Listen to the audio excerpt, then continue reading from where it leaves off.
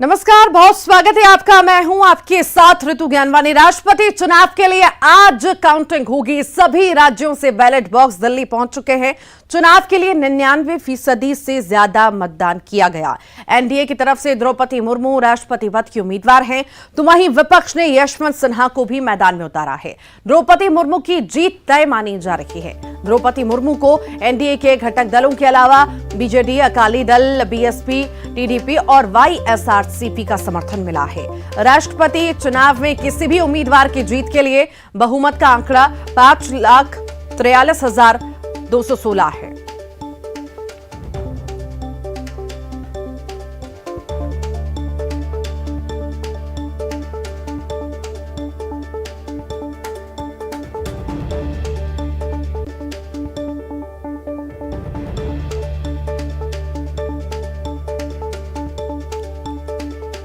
राष्ट्रपति चुनाव के लिए काउंटिंग आज होगी। द्रौपदी मुर्मू एनडीए की उम्मीदवार हैं। बता दें आपको, यशवंत सिन्हा विपक्ष के उम्मीदवार हैं।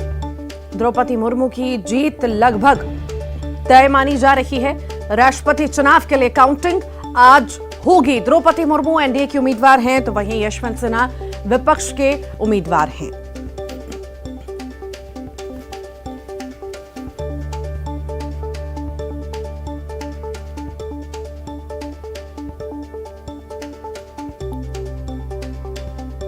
आज राष्ट्रपति का नाम सामने आ ही जाएगा। कुछ समय बाद इसकी घोषणा भी हो जाएगी। एनडीए की तरफ से द्रौपदी मुर्मू, तो वहीं विपक्ष की ओर से यशवंत सिन्हा के लिए वोटिंग हुई।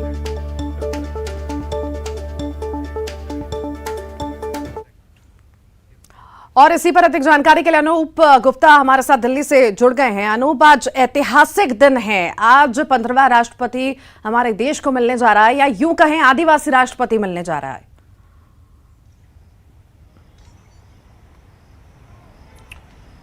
बिल्कुल, देखिए, जिस तरह से अंकगणित सामने है उससे तो साफ है कि द्रौपदी मुर्मू को जीत बहुत आसानी से मिलने जा रही है।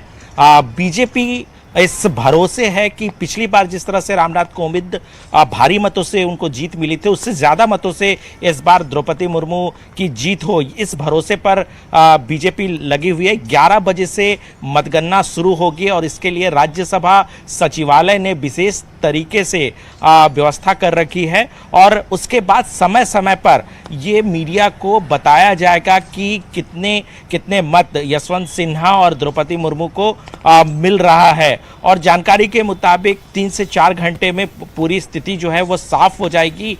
मतगणना के लिए विशेष प्रबंध किए गए हैं। चूंकि लोकसभा सांसद, राज्यसभा सांसद और जो विधायक हैं जो सभी राज्यों के, उनके सभी मत अलग अलग होते हैं, तो ऐसे में एक प्रक्रिया के तहत मतगणना शुरू होगी। और उसके बाद जो है, देखिए, इसके आंकड़ों को जितने मत पड़ेंगे उसके आधा करके +1 किया जाएगा और जिनको इतने मत मिलेंगे उनकी जीत होगी। तो कुल मिला के कह सकते हैं कि आज 5-6 घंटों में देश का अगला राष्ट्रपति कौन होगा ये साफ हो जाएगा। जी, बहुत शुक्रिया जानकारी को साझा करने के लिए अनूप। एमपी में आज से बूस्टर डोज महाअभियान की शुरुआत होने जा रही है। मुख्यमंत्री शिवराज सिंह चौहान भोपाल से अभियान की शुरुआत करेंगे। प्रोतिमा मालिक महिला पुलिस अस्पताल से शुभारंभ करेंगे। 30 सितंबर तक निःशुल्क बूस्ट डोज अभियान चलाया जाएगा।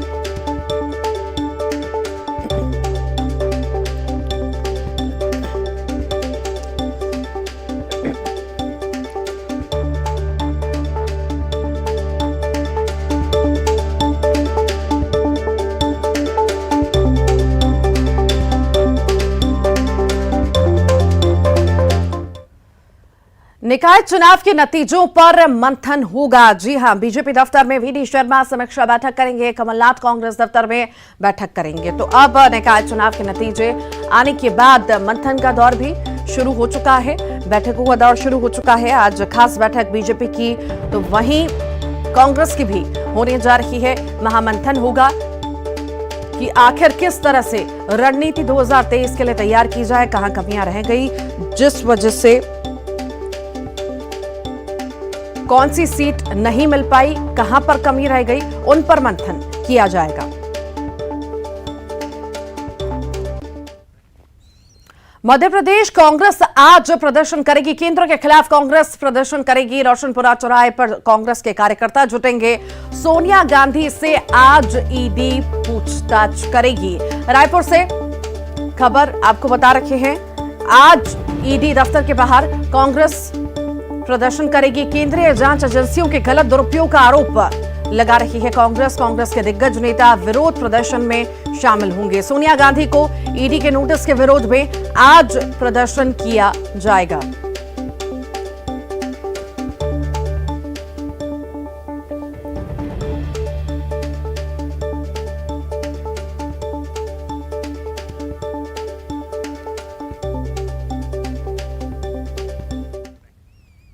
विधानसभा के मानसून सत्र का आज दूसरा दिन है। प्रदेश सरकार के खिलाफ आज बीजेपी अविश्वास प्रस्ताव लाएगी। अविश्वास प्रस्ताव लाने को लेकर बीजेपी विधायक दल की बैठक कल विधानसभा के अंदर हुई। अविश्वास प्रस्ताव को लेकर बीजेपी ने अपने विधायकों के लिए व्हिप जारी किया।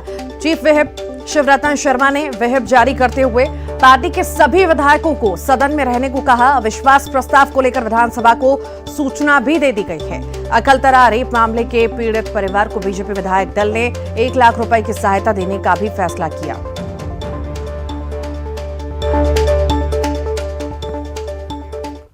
एमपी में बारिश का अलर्ट जारी किया गया है। कई जिलों के लिए येलो अलर्ट जारी किया गया है। सागर, चंबल, ग्वालियर संभाग के लिए अलर्ट जारी हुआ है। कटनी, डिंडौरी, जबलपुर, मंडला के लिए अलर्ट है। बालाघाट, विदिशा, रायसेन, नर्मदापुरम के लिए अलर्ट जारी किया गया है।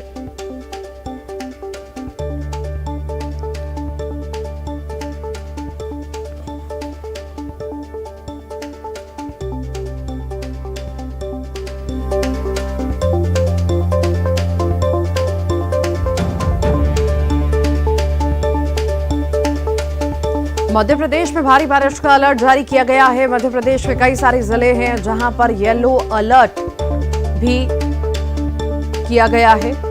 येलो अलर्ट कई जिलों के लिए भारी बारिश हो सकती है। सागर, चंबल, ग्वालियर संभाग के लिए अलर्ट जारी किया गया है। तो वहीं कटनी, डिंडौरी, जबलपुर, मंडला के लिए भी अलर्ट जारी किया गया है। बालाघाट, विदिशा, रायसेन, नर्मदापुरम के लिए अलर्ट जारी हुआ है। एमपी में बारिश का अलर्ट जारी हुआ है। कई जिलों के लिए येलो अलर्ट जारी किया गया है।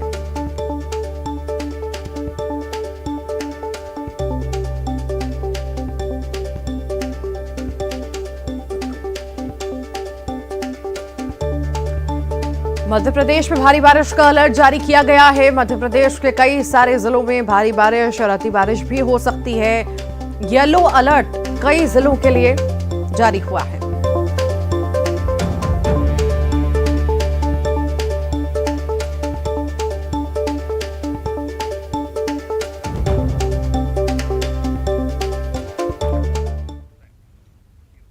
सुकमा जिले में कोंटा सीमा पर नेशनल हाईवे 30 पिछले 9 दिनों से जाम है। आंध्र प्रदेश के वीरापुरम के पास अभी भी सड़क पर करीब 7 फीट पानी बह रहा है। 12 जुलाई की शाम से यहां जलभराव होना शुरू हुआ था और आवागमन बंद हुआ था, जो अभी तक नहीं खुला है। पानी उतरने में और 1-2 दिन लग सकते हैं। आवागमन बंद होने से कई लोगों को परेशानियां हुई, लेकिन इस बीच ट्रक चालकों को ज्यादा परेशानी हुई है। ये लोग ट्रकों में ही रुके रहे, जिन्हें खाने के साथ पीने के पानी की ज्यादा दिक्कत हो रही है। दिन भर ट्रक के नीचे रह रहे हैं और वहीं खाना बनाकर खा रहे हैं।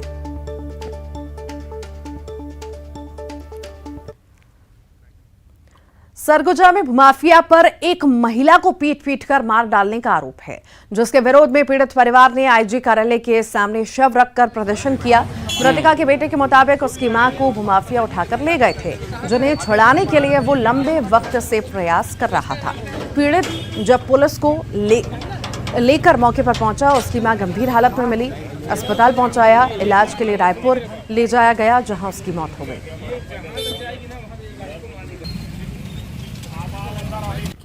केस ही लड़ रहा था, उसी के पास ले जाके इसको इलाज करवाने के बहाने ले जाके छोड़ दिए थे और 3-4 महीना से वहीं रखे थे।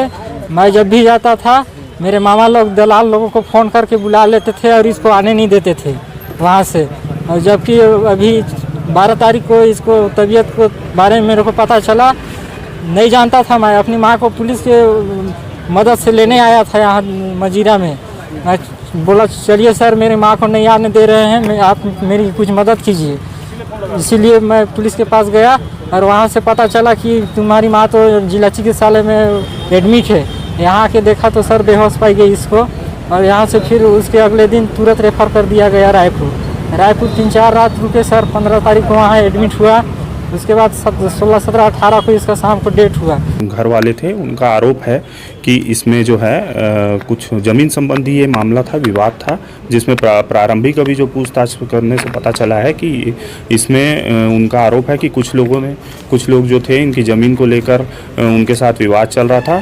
तो इनका आरोप ये है कि जिसके कारण उक्त घटना हुई है, इसके संदर्भ में अभी मर्ग इंटीमेशन लेकर इसमें मर्ग जाँच की जाएगी। और जैसे जो भी रायगढ़ जिले के पुटकापुरी ग्राम पंचायत के 160 स्कूली छात्र शिक्षकों की मांग को लेकर धरने पर बैठ गए हैं।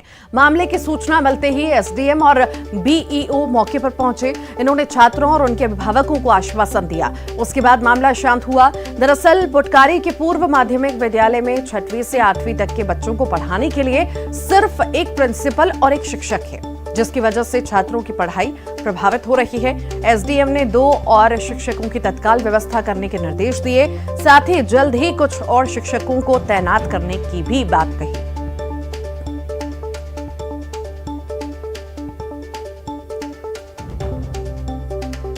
चाहिए हम लोगों को 2 साल से हम लोगों के पुटकापुरी शासकीय स्कूल में माध्यमिक विद्यालय पुटकापुरी में 2 साल से स्थिति खराब है और हमें प्रॉपर टीचर चाहिए।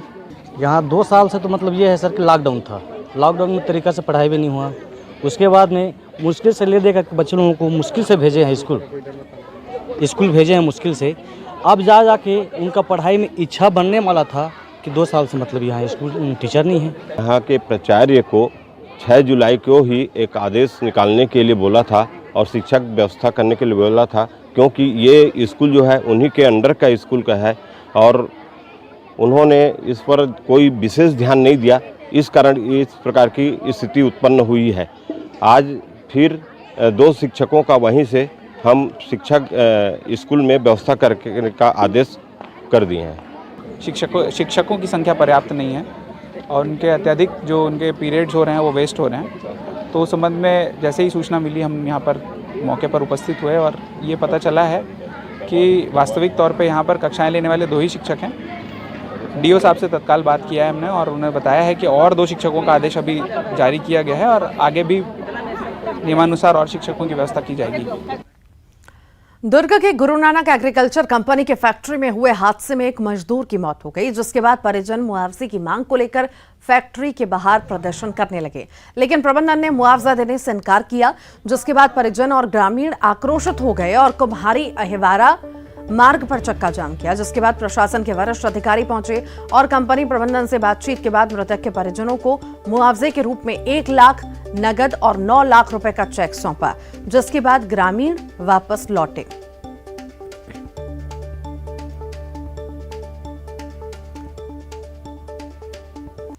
कवर्धा से बड़ी खबर है। कलेक्ट्रेट घेराव का ये पूरा मामला है। 2 धड़े में बटा है बैगा समाज। मंत्री अकबर के विरोध को लेकर समाज बटा है।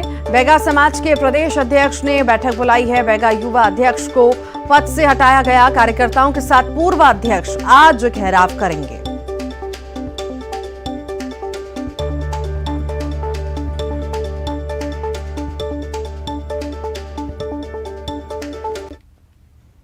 दमोह के रहने थाना क्षेत्र के तहत एक प्रधान हवलदार पर शराब तस्करी के आरोप का मामला सामने आया। सोशल मीडिया पर एक वीडियो भी वायरल हुआ है, जिसमें ग्रामीण एक हवलदार को बाइक पर घेरे हुए हैं और हवलदार पर अवैध शराब की तस्करी का आरोप लगा रहे हैं। हवलदार शराब को जब्ती की बता रहा है और कोर्ट में ले जाने की बात कर रहा है, लेकिन जब्ती कार्रवाई के दस्तावेज मौके पर नहीं दिखा रहा। ग्रामीणों का कहना है कि अगर शराब को कोर्ट में पेश करने ले जा रहे हैं तो वो भी साथ चल रहे हैं, लेकिन मामले में एक और युवक बीच में आकर बहसबाजी करने लगा और मामले को गोलमोल करने का प्रयास भी किया गया। और इसी के साथ ही फिलहाल के लिए इस बुलेटिन में इतना ही। खबरों का सिलसिला लगातार जारी है।